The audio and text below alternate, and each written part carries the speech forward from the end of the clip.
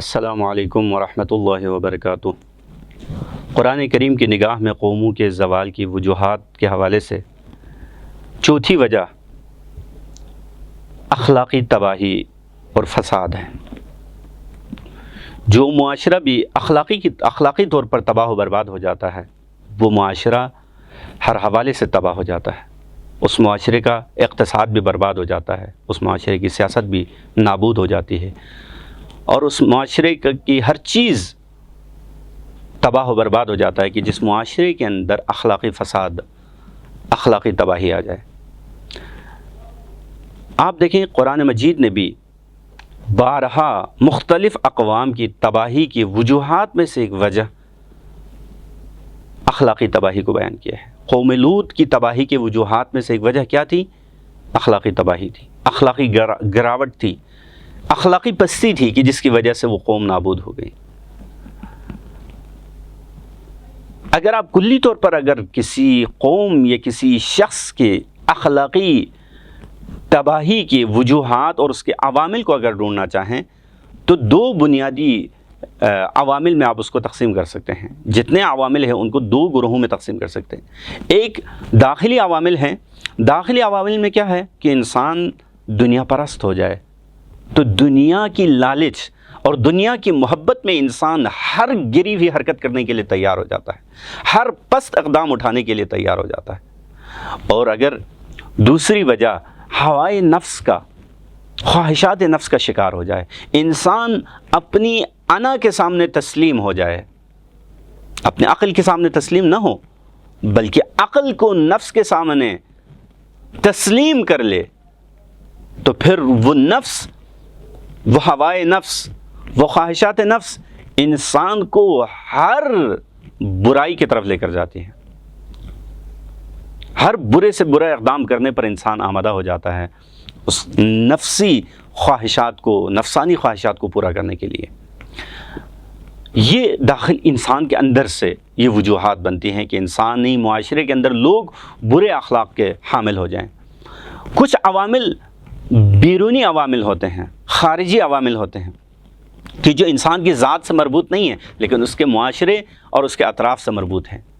ان میں سے سب سے پہلا سبب کہ جس کی وجہ سے انسان اخلاقی برائیوں میں گر جاتا ہے، انسان اخلاقی کے طور پر اس کی شخصیت تباہ ہو جاتی ہے، وہ انسان کی فیملی کے سسٹم کی کمزوری ہے۔ انسان کی فیملی اور اس کے خاندان کے اندر محبت کی کمی ہے، اس خاندان کے اندر اچھائیوں کی کمی ہے، اس خاندان کے اندر برائیوں کی طرف رغبت کا پایا جانا ہے۔ اگر ایک نظام، ایک خانوادگی اور ایک فیملی نظام اگر صحیح نہ ہو، انسان کی فیملی کا اگر نظام صحیح نہ ہو، تو پھر اس صورت میں اس معاشرے کے اندر، اگر کسی بھی معاشرے کے اندر اگر نظام خانوادگی، فیملی سسٹم اگر تباہ ہو جائے تو پھر اس معاشرے کے اندر ہر قسم کی برائی اور ہر قسم کی اخلاقی گراوٹ پائی جاتی ہے۔ اب مغربی معاشرے کو دیکھیں، آج مغربی معاشرہ اخلاقی طور پر پسترین حالت میں کیوں ہیں؟ اور آج خود ان کے مفکرین بھی اس بارے میں سوچنے پر مجبور ہے کہ ہم کس طرح سے اس اخلاقی گراوٹ سے نکل کر اخلاقی عروج کی طرف جا سکتے ہیں، جانا چاہیے، کیسے جائیں، اس کے بارے میں سوچنے پر مجبور ہے وہ۔ کیوں؟ کیونکہ اگر آپ مغربی معاشرے کا مطالعہ کریں تو وہاں پر فیملی سسٹم نابود ہو چکا ہے۔ اب میاں بیوی کا تصور نہیں ہے، باپ بیٹی کا تصور نہیں ہے، ماں بیٹے کا کوئی تصور نہیں ہے۔ بچے اپنے شناختی کارڈ کے اندر باپ کا نام نہیں لکھتے، کیوں؟ اس لیے کہ نہیں معلوم باپ کون ہے۔ بس جب فیملی سسٹم ختم ہو جائے تو پھر اس کے اندر ہر قسم کی برائی کا آنا یقینی ہے۔ آج ہمارے معاشرے کے اندر بھی بعض لوگ یہی کوشش کر رہے ہیں کہ فیملی سسٹم کو ختم کر دیا جائے، قباحتوں کو ختم کر دیا جائے، اسلامی اقدار کو نابود کر دیا جائے کہ جس کے ذریعے سے معاشرے کے اندر اخلاقی بے راہروی عام ہو جائے، اخلاقی تباہی آ جائے۔ اخلاقی تباہی اگر ہمارے معاشرے کے اندر آ گئی تو پھر اس میں وہ معاشرہ نابود ہو جائے گا۔ تعلیم و تربیت کی کمزوری ہے ہمارے معاشرے کے اندر۔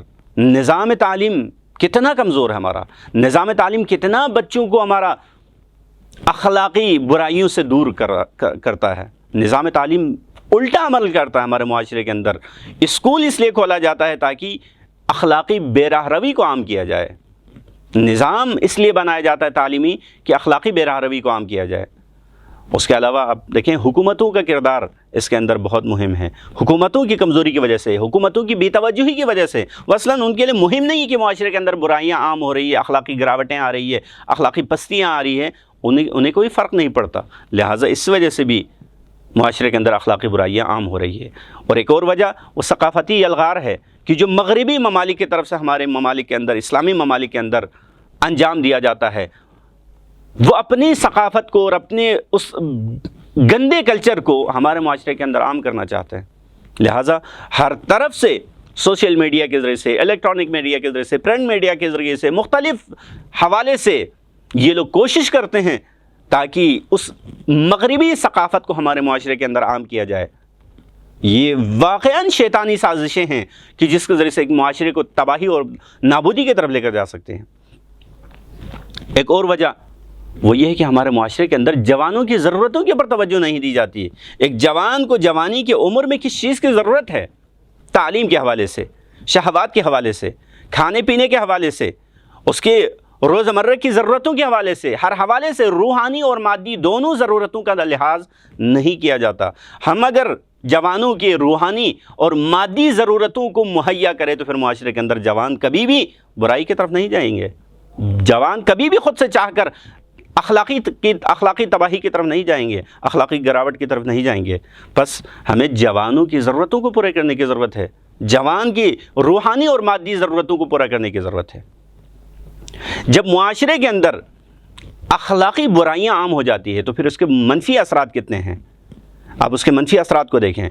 سب سے بڑا جو منفی اثر ہے وہ یہ کہ گمراہی آ جاتی ہے، ضلالت آ جاتی ہے معاشرے کے اندر، ہدایت گم ہو جاتی ہے.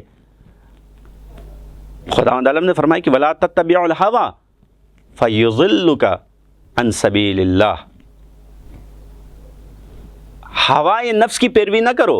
کیوں؟ اس لیے کہ ہوائے نفس انسان کو خدا کے راستے سے گمراہ کر دیتا ہے، خدا کے راہ سے دور کر دیتا ہے، راہ ہدایت سے انسان کو گمراہ کر دیتا ہے. دوسری آفت جو معاشرے کے اندر اخلاقی تباہی آنے کی وجہ سے آ جاتی ہے وہ کیا ہے؟ عقل آفت زدہ ہو جاتی ہے، عقل کام کرنا چھوڑ دیتی ہے، انسان کے عقول کے اوپر پردہ آ جاتا ہے. امیر المومنین فرماتے ہیں کہ آفت العقل الہوا، عقل کی آفت ہوائے نفس ہے، عقل کی آفت اخلاقی گراوٹ ہے، عقل کی آفت اخلاقی تباہی ہے. تیسرا اثر معاشرے کے اوپر جو کرتا ہے وہ یہ کہ زندگی سے، لوگوں کی زندگی سے آرام اور سکون کو چھین لیتا ہے. انسان کو سکون فراہم نہیں ہوتا. خود امیر المومنین ایک اور جگہ فرماتے ہیں کہ الہوا اس المحن، ہوائے نفس، اخلاقی برائیاں، ہوائے نفس اور خواہشات نفس کی پیروی مشکلات اور سختیوں کی بنیاد ہے. آج مغربی معاشرے کے اندر اگر سکون نہیں ہے، در حالانکہ اقتصادی طور پر انہوں نے دنیا میں پہلا نمبر پایا ہے، دنیا میں مغربی ممالک سے بڑھ کر کسی نے ترقی نہیں کی ہے، علمی طور پر ان سے بڑھ کر کسی کی ترقی نہیں ہے، لیکن ان تمام ترقیوں کے باوجود، ان تمام پیش رفتوں کے باوجود کیوں آج مغربی ممالک کے اندر لوگ ایک لمحے کے سکون کے لیے ترستے ہیں، ایک لمحے کی ہنسی کے لیے ترستے ہیں؟ کیوں؟ اس کی وجہ یہی ہے کہ وہاں پر انہوں نے آزادی کے نام پر، حقوق انسان کے نام پر، حقوق نسوان کے نام پر اتنی اخلاقی برائیاں عام کر دی. اب ایک انسان کے لیے تھوڑا سا سکون کا سانس لینے کے لیے بڑی تگودو کرنے کی ضرورت ہے، بہت محنت کرنے کی ضرورت ہے، بڑے پیسے خرچ کرنے کی ضرورت پڑتے ہیں. جبکہ آپ اور میرے لیے کتنی بڑی نعمت ہے خدا کی طرف سے کہ ہم نماز پڑھیں تو سکون حاصل کر لیتے ہیں، ہم روزہ رکھیں تو سکون حاصل کر لیتے ہیں. واقعاً یہ خدا کی عظیم نعمتیں ہیں. اور وجہ کہ ایک اور اثر کی جو معاشرے کے اوپر پڑتی ہیں وہ کہ جس سے ہم آج بھی دوچار ہیں، وہ کیا ہے؟ مختلف بلاؤں کا آ جانا اور ایک ایسی بیماریوں کا پھیل جانا کہ جس کا کبھی سابقہ نہ ہو. پیغمبر اکرم صلی اللہ علیہ وآلہ وسلم کی حدیث ہے کہ اگر کسی معاشرے کے اندر فحشا عام ہو جائے، فحشا اگر عام ہو جائے، برائیاں عام ہو جائیں، اخلاقی برائیاں عام ہو جائے، تو پھر اس معاشرے کے اندر ایسی بیماریاں آ جاتی ہے، ایسی بلائیں آ جاتی ہے کہ جس کا کبھی پہلے کوئی سابقہ نہیں تھا۔ بس اب دیکھیں خداوند عالم کے دی ہوئے اخلاقی اصولوں کی اگر ہم رعایت نہ کریں تو انسانی معاشرے کو کتنے نقصانات اٹھانے پڑتے ہیں، اور انسانی معاشرہ کس تباہی کے دانے پر جا کر پہنچ جاتا ہے۔ خداوند عالم کی درگاہ میں ہم دعا کرتے ہیں کہ پروردگارہ ہمیں اور ہمارے معاشرے کو اخلاقی تباہیوں سے بچا کر رکھ۔ وآخر دعوانا الحمدللہ رب العالمین۔